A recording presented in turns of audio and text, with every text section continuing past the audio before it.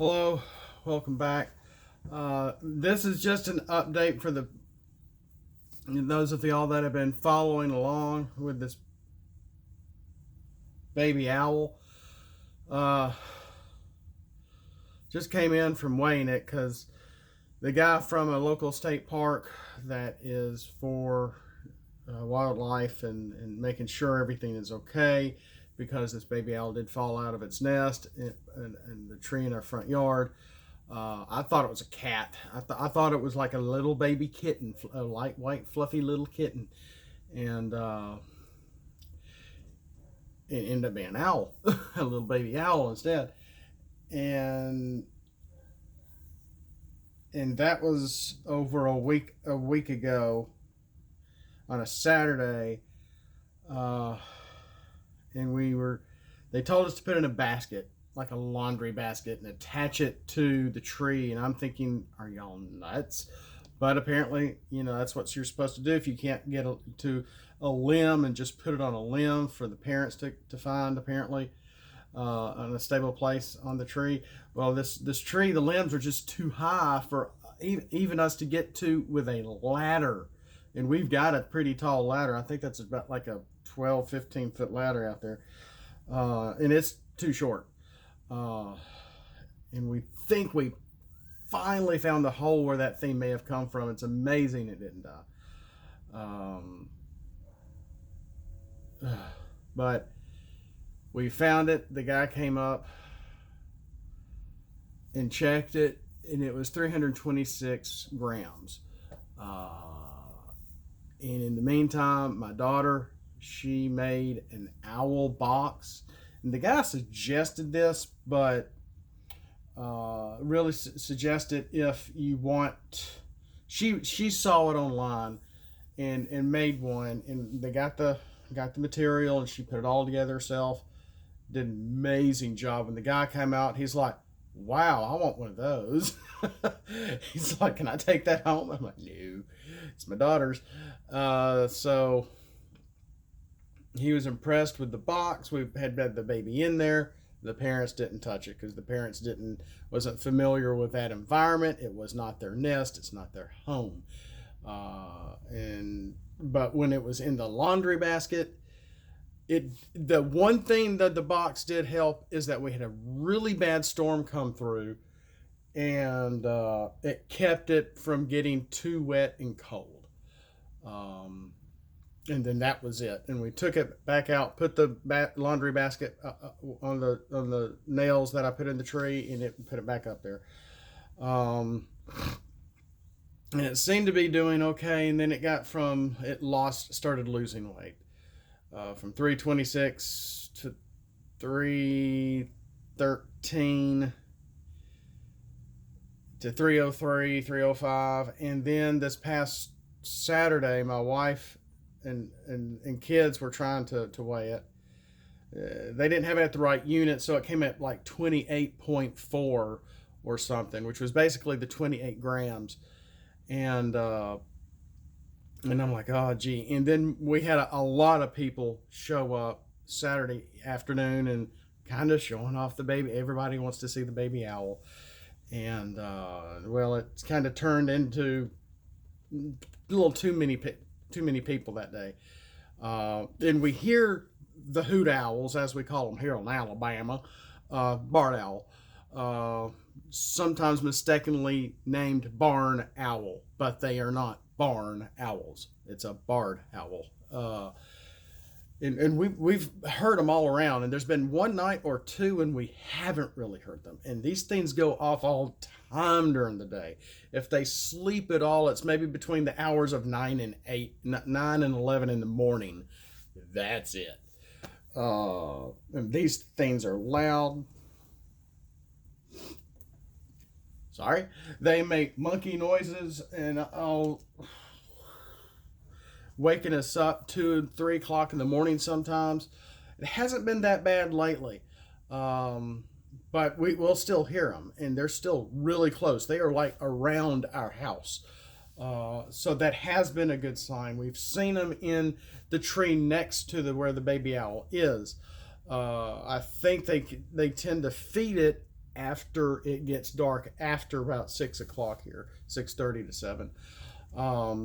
And one night, that baby owl just screamed and screamed and screamed and screamed, and I mean,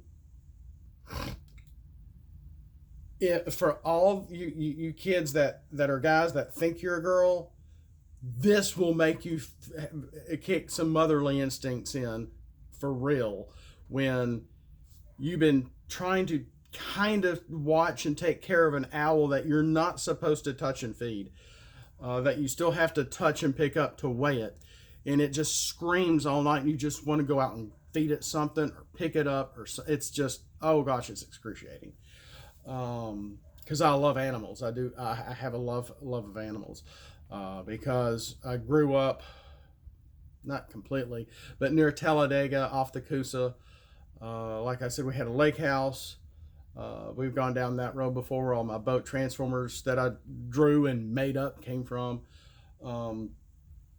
So that was, we've had one or two nights where it has just screamed and screamed and screamed, and I don't think the parents had anything to do with it, and didn't really hear the hoot owls much at all. And then finally, see, today it's Tuesday. Yesterday I weighed it and it was at 262, because the guy from the state park left his scale here, which is basically like a letter scale for mail. And you know, you got to scoop it up and put it on the scale, hit the button. And yesterday it was like 262, and I'm like, oh crap. And so I let, because it kept losing weight about 20 pounds a day. And they're like, you know, if it gets any lower, we may have to take it. And they're really trying not to take it out of its own environment and from its parents in case they really are feeding it. Well, I finally checked it today, and it's back up to 305, and there was parts of something in the laundry basket. And I'm like, yay.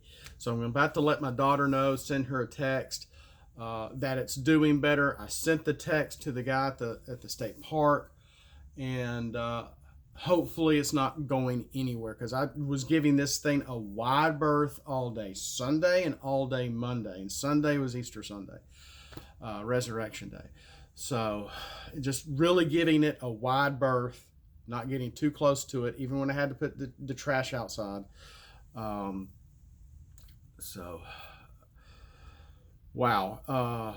But it's finally being fed, I believe, and it's gaining weight. It's not even white anymore. It's gray with some black markings. It's just looking beautiful. What started off as like little nubs for wings, I mean, it's got just these wings now. And maybe I should have let him stay on my hand and let him flap his wings a little bit, kind of, but I didn't quite do it that much. And he just chittering. When it chitters, it's happy.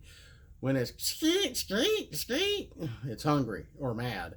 And it did that for a couple of nights, but today it's chittering, it's happy. I kind of woke it up this morning to try to weigh it, but so far, so good. Hopefully it won't have to leave the neighborhood and live among the other barred owls all around us. But I really feel like I've imprinted on that thing, because when I was the one that it first saw, when I found it on the ground, nuzzled up against the bottom of that tree. And I look out the window and it's like looking right at me. And my kids are like, well, it does that to me too. So, but I don't know. There's just something you can tell when there's a little bit of an imprint on an animal with you. And because I've had two cats 2 separate times, and there's an imprint there.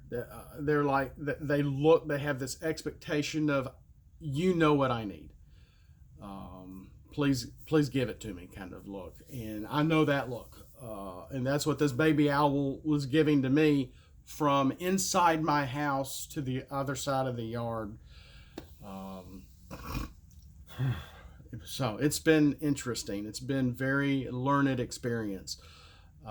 We've learned a little bit about this, and the guy, since we had to take my daughter's owl box down and put it back up, um, oh, back up in the laundry basket, uh, it's doing much better.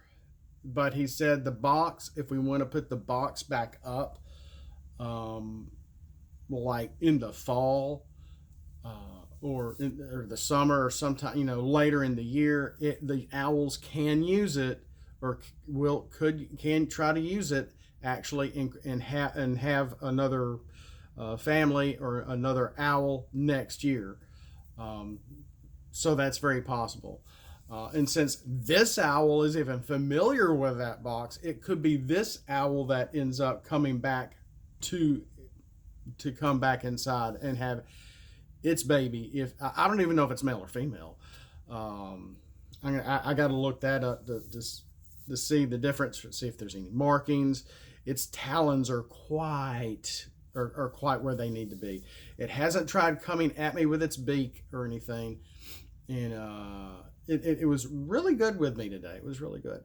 And I pretty much live in the city. I can throw a rock just about to the interstate right there. Well, not quite. I'd have to have a really good throw, but it's just amazing, the wildlife that surrounds us. All you have to do is get out, look up, look around you. It's amazing what the wildlife and all that's around us that we kind of need to be taken care of. And that's what the good Lord has given us.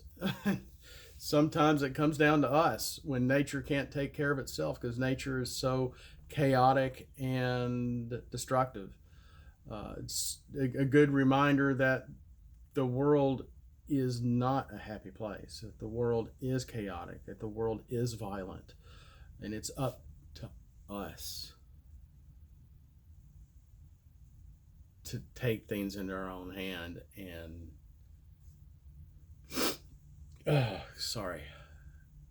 and make sure that there is still organized, and there is a reason for civility, and it has nothing to do with whiteness. It has everything to do with love.